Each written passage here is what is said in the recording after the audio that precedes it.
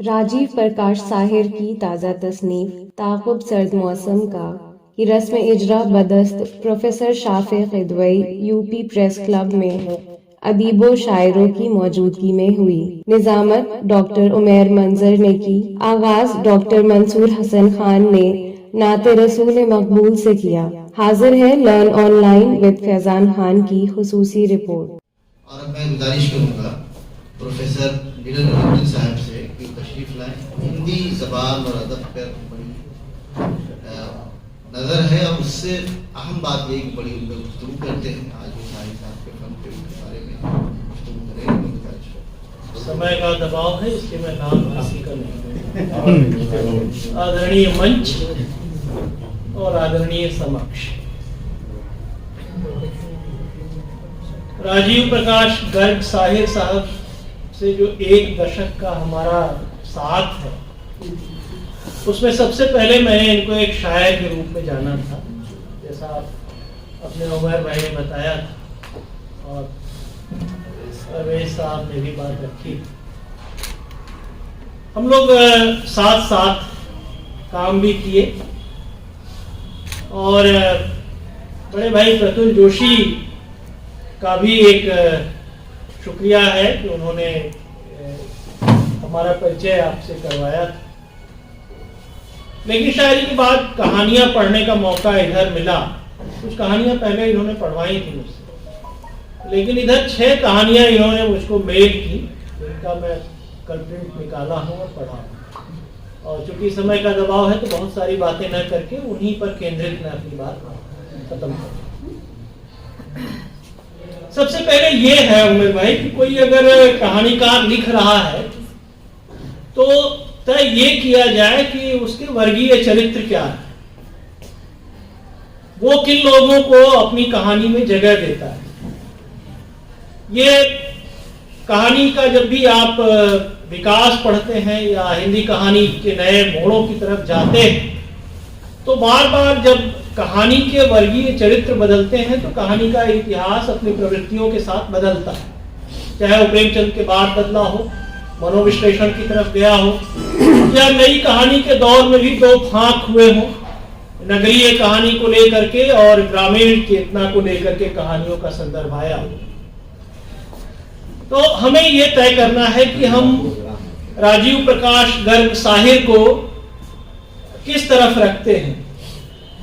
तरफ तो नई कहानी में भी था, एक तरफ निर्मल वर्मा थे, कमलेश्वर थे, राजेंद्र यादव थे, मोहन राकेश थे, तो दूसरी तरफ अमरकांत थे, शेखर जोशी थे, मार्कंडे थे, भैरव प्रसाद गुप्त थे। ये फर्क था। तो जब ये फर्क करने के लिए मैं बैठता हूं तो वर्गीय चरित्रों के चयन में राजीव प्रकाश गर्ग साहिर निम्न मध्य वर्ग के वर्गीय चरित्रों को अपनी कहानी के केंद्र में ज्यादा रखते प्रतीत होते हैं और ऐसे कहानीकार हमारे ज्यादा काम की, क्योंकि वो हमारे लिए जनवादी कहानीकार बहुत। और जो जनवाद की बात करता है, जो प्रोग्रेसिव सोच लेकर के अपनी कहानी को चलता है और जो हाशिए के लोगों को अपनी कहानी में जगह देता है, वो मेरे लिए थोड़ा महत्वपूर्ण कहानीकार है और काम का कहानीकार है, बशर्ते कि वो वायवीय कल्पनाओं की कहानी बुने और उन कहानियों का आम जनता से कोई जुड़ाव न हो। तो राजीव प्रकाश गर्ग की कहानियां इस मायने में महत्वपूर्ण हैं कि वे आम जन की कहानियां हैं, इसलिए मैं उन्हें जनवादी कहानीकार कह रहा हूं। बहुत सी कहानियां हैं। मसलन एक कहानी अगर इसी बात को लेकर के रखें तो आखिरी शजर एक कहानी है आपकी, या फिर जल्दी जल्दी खत्म करना हो तो मैं तृष्णा और मुनिया जैसी कहानियों को भी एक साथ ले लूं। एक पेड़ के साये में 3 वो दुकानदार जो कोई चाय की गुमटी लगाए हुए हैं बेंच लगाकर, या कोई पंक्चर बनाता है, या कोई और छोटा मोटा काम करता है। ये बहुत छोटे तबके के लोग हैं। उनकी रोजमर्रा की जिंदगी से हम लोग बहुत दूर रहते हैं। हकीकत यह है कि हम जाते हुए उनको देखते हैं, लेकिन हमको यह ख्याल नहीं आता कि इनकी जिंदगी कल कैसी होगी। लेकिन जब एक पेड़ के उजड़ जाने से उनकी जिंदगी में परिवर्तन आता है तो वो परिवर्तन कितना भयावह है। और ये परिवर्तन सवाल खड़ा करता है दो स्तरों पे, एक तो पर्यावरण के स्तर पर और दूसरा विकास की उस भयावहता की ओर जहां सब कुछ एक लाल डोरे के पीछे लगातार घटता जा रहा है और सब कुछ को उजाड़ा जा रहा है। अगर लोगों की बस्तियों को उजाड़ करके कोई विकास लाया जा रहा है, लोगों के रोजगार को उजाड़ करके कोई विकास लाया जा रहा है, तो वो विकास जाहिर सी बात है कि वो बड़ों के हक का विकास है, छोटों के खिलाफ वो विकास है। और ऐसा कोई भी विकास जो सर्व समन्वयवादी विकास नहीं है, वो जाहिर सी बात है वो पूंजीवाद के ज्यादा निकट होगा, बड़ों के ज्यादा निकट होगा। और राजीव प्रकाश गर्ग के लिए उस विकास के बरक्स उन तकलीफ ज़दा लोगों की बातें ज्यादा मायने रखती हैं जो आखिरी शजर कहानी में आती है। या फिर भूमंडलीकरण के दौर के बाद, जो WTO के गठन के बाद की जो एक ध्रुवीय विश्व संरचना आज हमारे बीच है, उसमें पूंजीवाद किस तरह से आज की तारीख में सारी दुनिया को एक बाजार के शक्ल में तब्दील करने की कोशिश कर रहा है, उसका भी उदाहरण उनकी तृष्णा जैसी कहानी में समझ में आता है। तृष्णा है क्या? एक जिसको हम मृग मरीचिका कहते हैं कि उसके पीछे भागते जाना है लेकिन उसका अंत नहीं है। एक ऐसा अंतहीन सिलसिला जिसके पीछे नौजवान भाग रहे हैं। ऑक्सफर्ड की रिपोर्ट कहती है कि हमारे देश में 1% लोगों के पास 40% पूंजी है और 1% लोगों के पास 71% की पूरी जो ह्यूमन रिसोर्स है उस पर कब्जा है। एक आदमी है, उसके खिलाफ एक रिपोर्ट आती है एडनबर्ग की, उसके 50% शेयर गिर जाते हैं और अचानक उस बहस का पूरा रूप बदल जाता है, उसे राष्ट्रवादी शक्ति देने की कोशिश होती है और हम डरे बैठे रहते हैं कि पता नहीं कब हमारे ATM पे खर्चा बढ़ा दिया जाएगा और उस NPA को हमसे फिर वसूला जाएगा। ये जब भी पूंजीवाद आता है तो बातें तो बड़ी अच्छी करके आता है।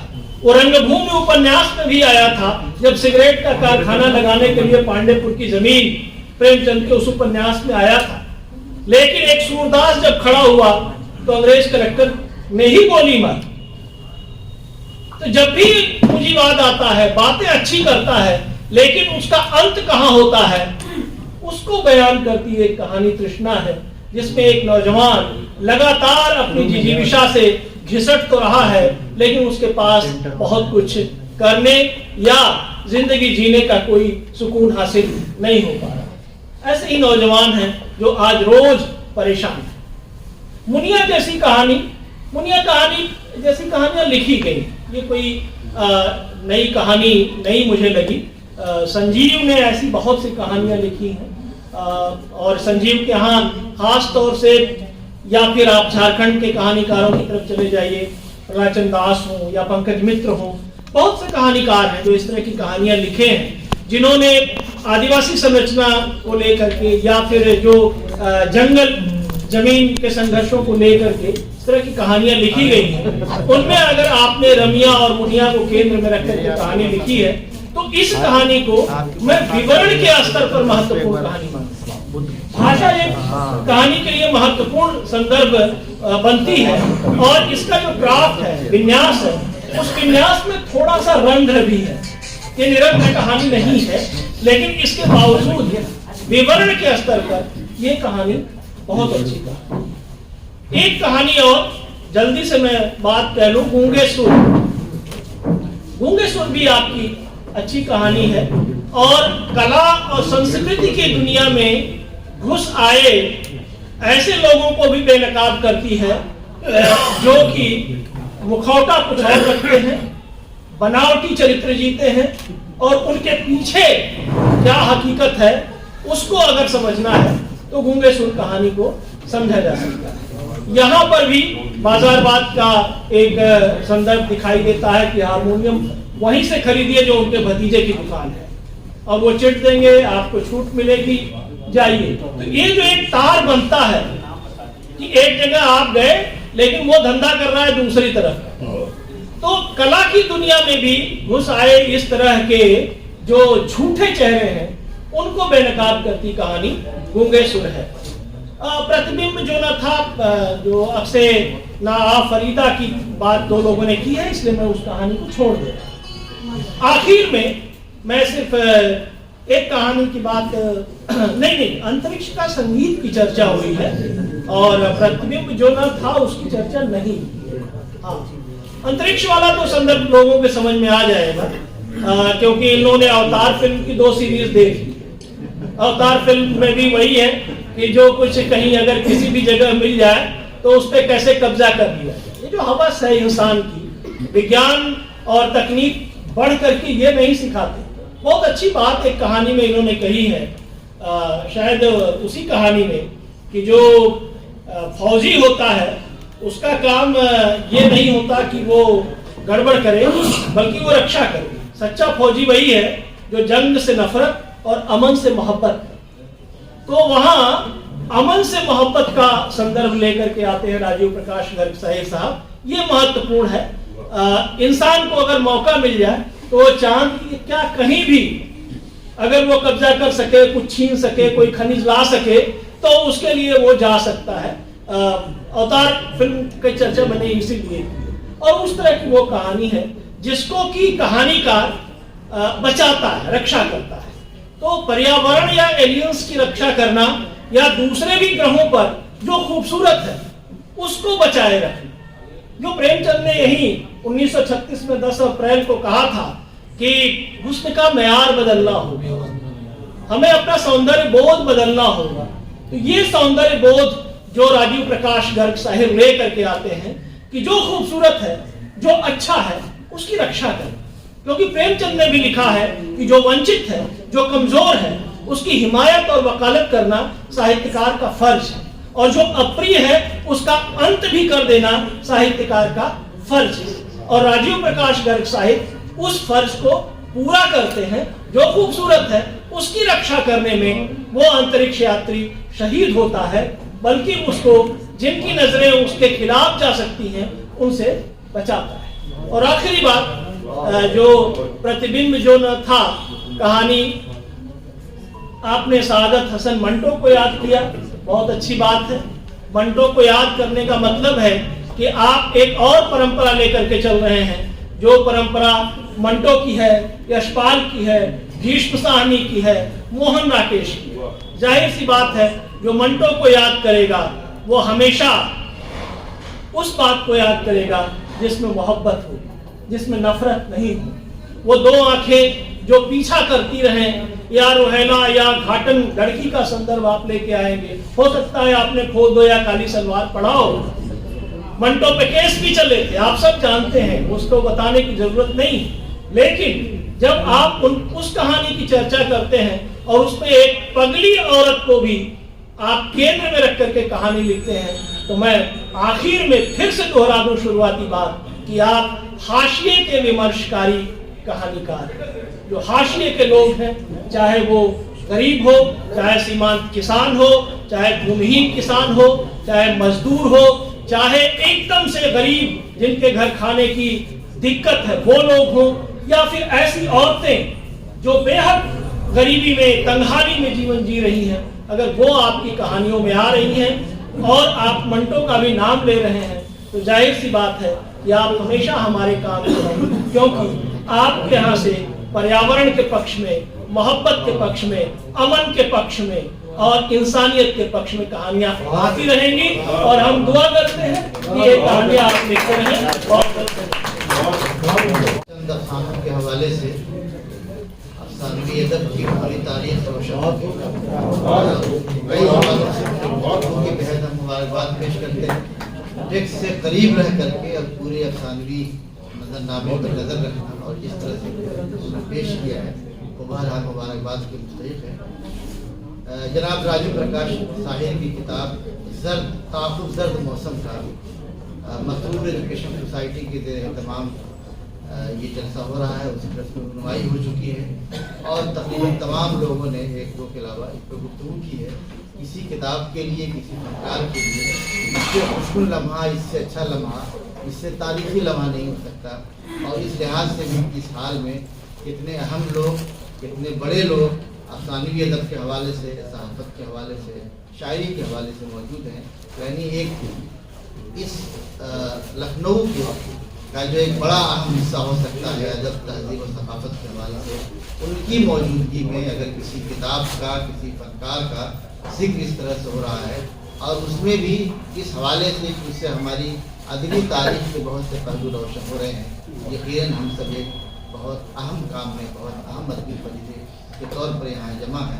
इसके लिए मैं समझता हूँ कि तमाम लोग मुबारकबाद के मुस्तहिक़ हैं।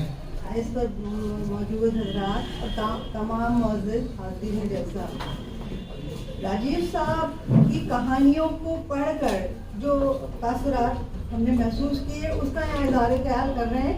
मेरा मतलब उनकी किसी एक कहानी पे तज़किया नहीं करेंगे, क्योंकि कायदे से तज़किया करना हो नहीं पाएगा, इतना वक्त नहीं है यहाँ पे। उनके इस मजमूए के अफसानों को पढ़कर जो महसूस किया उनकी अफसाना निगारी पे, उसका मुख्तसर इज़हार करेंगे। और सबसे पहले तो मैं जनाब राजीव प्रकाश साहिर साहब को उनके अफसानवी मजमूए ताक़ुब ज़र्द मौसम का की रस्म इजरा के लिए दिली मुबारकबाद पेश करती हूँ। इस मजमूए में औसत बड़ी और छोटी मिलाकर कुल 43 कहानियाँ हैं। इससे कबल राजीव साहब के 3 और अफसानवी मजमूए मंज़र आम पर आ चुके हैं। लखनऊ में राजीव जी पैदा हुए और लखनवी ज़बान, तहजीब, इंकिसारी और रवादारी उनकी शख्सियत में लगी हुई है। उनकी ज़बान से बेहद प्यार है और ये ज़बान उन्होंने अपनी मुलाजमत के दौरान सीखी। अपनी तख्लीकी काविशों की इब्तिदा भी उन्होंने इसी ज़बान में की है। ताक़ुब ज़र्द मौसम का की कहानियों को पढ़कर इस बात का शिद्दत से एहसास होता है कि उनमें अफादियत और मकसदियत की रूह मज़बूत और मुस्तहकम है। उनमें असरी आगही भी है और इखलाक़ी इक़दार भी, समाजी शऊर भी है और पनाह होती हुई इंसानियत का इस्तराब भी। साथ ही इंसानी वसाइल की मुसव्वरी भी मिलती है। उनकी कहानियों में बहस नहीं होती, बल्कि ज़िंदगी की हकीकतों की समझदारी मिलती है। इंसानी ज़िंदगी के मुख्तलिफ मसाइल में उन्होंने इस मजमूए में शामिल कहानियों में खुसूसी तौर पर कोविड-19 के सबब इंसानी सोच, फिक्र और उसकी मुकम्मल ज़िंदगी में जो तब्दीलियाँ आईं, उनकी तरफ भरपूर तवज्जो दी है। इस किताब का उन्वान ही इस फिक्र की निशानदही करता नजर आता है, जिसका इजहार इब्तिदा में उन्होंने मंजूम पैराए में किया है। यहाँ सिर्फ एक शेर पेश कर रही हूँ। बंद सड़कों पे बंद झरोखों का महल जर्द मौसम का, हवा के रुख पे शमा सर्द जर्द मौसम है। ये खुली हुई हकीकत है कि मौजूदा दौर में इंसान की ज़िंदगी बड़ी पुरतेज और तहदार हो गई है। इंसान की ज़िंदगी में उमंगें और आरज़ुएं भी बहुत हैं और ख्वाब देखना भी उसका पैदाइशी हक है, जिसके पेश नज़र उसकी जद्दोजहद और तवज्जो में इजाफा हो गया है। लेकिन आज भी ख्वाब और शिकस्त ख्वाब से दो चार होना उसका मुकद्दर है। कशमकश और तसादुम की हालत पर उसकी ज़हनी कैफियत में तग़य्युर तब्दील होता जा रहा है। इन कैफियत का मुशाहिदा करना और समझना एक फनकार की जिम्मेदारी है, क्योंकि उसे कहानियों में खास तौर पर उन पहलुओं पर नज़र डालना होगा जहाँ से वो अपना नुक्ता नज़र पेश करता है।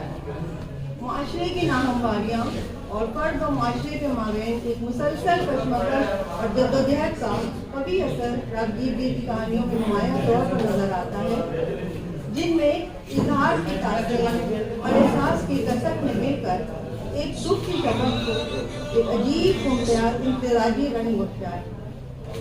कहानी बुनियाद और इत्र फरोश फर्द की दाखिली और खारजी दोनों ही कैफियत की बेहतरीन तर्जुमानी करती नजर आती है। एक मुख्तसर सा इक़्तिबास अफसाना इत्र फरोश से पेश कर रही हूँ। दीवाना इत्र फरोश गोमती के सुनसान साहिल पर अपने बुजुर्ग के तारीखों और गुमशुदगी में गर्क मकबरे में आ पहुंचा। गोमती लखनऊ की तरफ बह रही थी और दूर लखनऊ रोशनियों में जगमगा रहा था। लेकिन इत्र वालों के मजार में और इत्र फरोश के दिल में अंधेरा ही अंधेरा था। जुनून की सारी हदों को पार कर चुका इत्र फरोश भूख, प्यास, दुनियादारी सब कुछ भूल चुका था और अब शायद गोशा नशीनी में गहरा उतर जाना चाहता था। कहानी दुनिया में उन्होंने इंसानी नफ्सियात के साथ साथ जानवरों की नफ्सियात को भी पेश किया है। कुछ कहानियां ऐसी भी हैं जिनका अंजाम अफसाना निगार ने कारी की फिक्र पर छोड़ दिया है कि वो जो भी नतीजा कर ले। उनके किरदारों में जिंदगी और हरकत है, अमल और जदोजहद है और एक अच्छी जिंदगी बसर करने की तमन्ना है जिनकी तकमील अक्सर नहीं हो पाती है। इस मुख्तसर से इज़हार ख्याल का मकसद जनाब राजीव प्रकाश साहिर जी से फन का तनकीदी तज्जिया करना नहीं है। न ही यहाँ इतना वक्त है तज्जिया करने के लिए और न ही मेरी हैसियत। उनके फन पर तो यहाँ मौजूद अरबाब इंतकाल या माहिरीन फन ही इज़हार ख्याल कर सकते हैं। मैं तो बस इतना ही कह सकती हूँ कि उनकी कुछ कहानियाँ ऐसी हैं जो दिल और दिमाग पर गहरा असर छोड़ती हैं और कुछ ऐसी हैं जो दिल और दिमाग को छूती हुई निकल जाती हैं और ज़्यादा मुतासिर नहीं करती, क्योंकि ये तो कानून फितरत है कि हर तकलीफ शाहकार नहीं होती है। उनके अदबी सफर में मिलने ख्वाहिशात मुझे साथ देते थे। लर्न ऑनलाइन की जानिब से आपसे बस इतनी इल्तिजा है कि हमारे इस प्रोग्राम को लाइक, शेयर और सब्सक्राइब ज़रूर करें। साथ ही बेल आइकन दबाना ना भूलें, जिससे हमारी हर वीडियो आप तक अपलोड होने के साथ ही पहुंच सके। शुक्रिया।